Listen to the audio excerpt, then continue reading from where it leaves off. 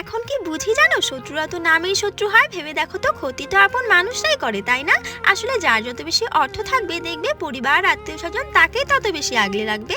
আমার এই কাজকর্মের মাঝে না কখন কিভাবে যে দিন ফুরিয়ে যায় সেটা বুঝতে পারি না ঠিকই, কিন্তু খুব স্পিডে না হলেও আস্তে ধীরে সময়টাকে যে পার করে ফেলতে পারি আমি এতেই খুশি।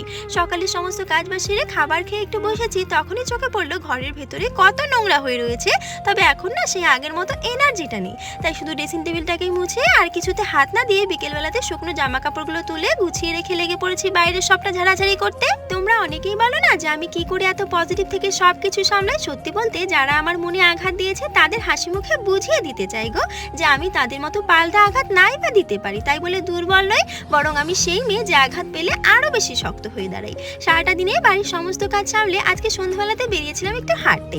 আসলে দেখবে একঘেয়েমি জীবনে তোমার পাশের মানুষটা যদি তোমাকে বোঝে তাহলেই আর কিছুই চাওয়ার থাকে না গো।